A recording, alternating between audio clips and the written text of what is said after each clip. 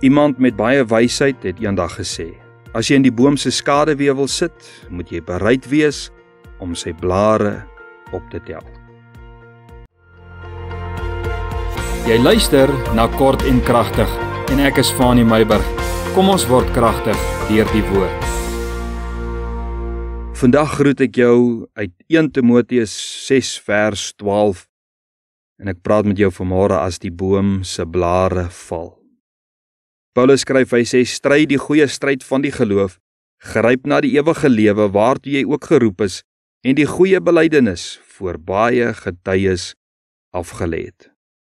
Frustreer dit jou ook as die boom hulle blare afgooi? Behalwe dat dit 'n teken is dat die seisoen gedraai het, bly die swembad vuil, die grasperk lyk oes, as die wind waai, dan is dit 'n absolute nagmerrie en dis vragte se blare, elke jaar dieselfde storie. En hier op die plaas is dit baie. Kind van die Here, jou verlossing was verniet, omdat jou redding uit genade was. Maar al die res bevat tot 'n mindere en 'n meerdere mate werk. Disippelskap en jou kruis opneem is werk. As jy die seën van Christendom wil geniet, moet jy bereid wees om die rompslomp werk daarvan ook te wil doen, as ek dit so kan noem. Christendom is nie 'n saamryer geloof nie. Reg deur die Bybel, Ou en Nuwe Testament, is Christendom of hierdie geloof nie 'n toeskouersport nie. Jy moet op die veld uitdraf met jou fakkel van die evangelie in die hand. As jy 'n kleed wil aantrek, moet jy vaardig word met naald en garing. Jy moet jou deurbrake van God pleit in gebed en die quotering van beloftes van die Bybel. Jy moet die Bybel lees en ken. Jy moet stry teen die bose, soos Efesiërs 6 sê. Paulus sê nie verniet aan Timoteus, stry die goeie stryd van die geloof en gryp na die ewige lewe nie. Salomo sê, werp jou brood op die water as jy wil hê dit moet na jou toe terugkom. Gaan na die muurleiaard, sê hy ook.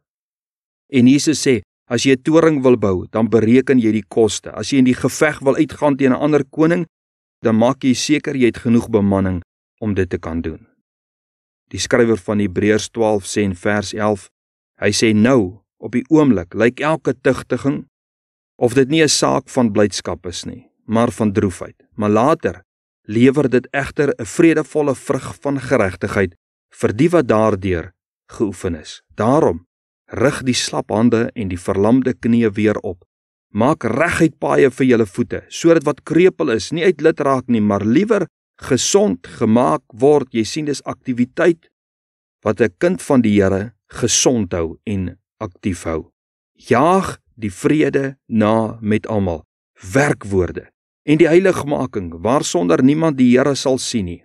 Heiligmaking is nie net 'n posisie nie. En pas op, sê vers 15, dat niemand in die genade van God veragter nie, dat geen wortel van bitterheid opskiet en onrus verwek en baie hierdeur besoedel word nie. Dis werk om nie verbitterd te lewe nie. Vers 16, laat niemand 'n hoereerder wees nie, of 'n onheilige soos Esau, wat vir een spysgereg sy eersgeboorte reg verkoop het nie. Jy weet, Christendom is 'n toegewyde geloof. Jy kan nie vandag in en môre uit wees nie. Dis die slap hande en die verlamde knieë waarvan ons nou in Hebreërs gelees het. Dissipline wat God toelaat in 'n ou se lewe is nie om jou te verlam nie, maar om jou toewyding te versterk. Daar is soveel beloftes van God, maar soos Esau wou hy die seën van God en die genot van die vlees gehad het. En so houding het gemaak dat God hom onheilig geag het. En al wou hy sy seën terugkry, dat dit vir altyd van hom geneem was.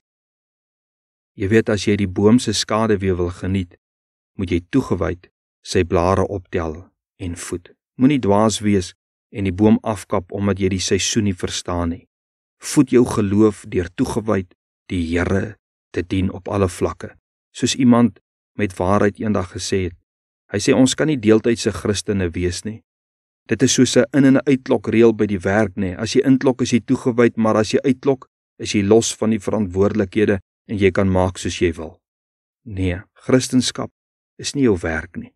Heilige Gees is nie buite jou om jou bewegings te monitor nie, maar binne jou om jou bewegings terug. Here, vandag dank ons U vir U woord. Here, laat U woord ons leer en rig soos vandag. En Here, help ons om toegewyd U te dien. Is ons gebed in Jesus se naam. Amen.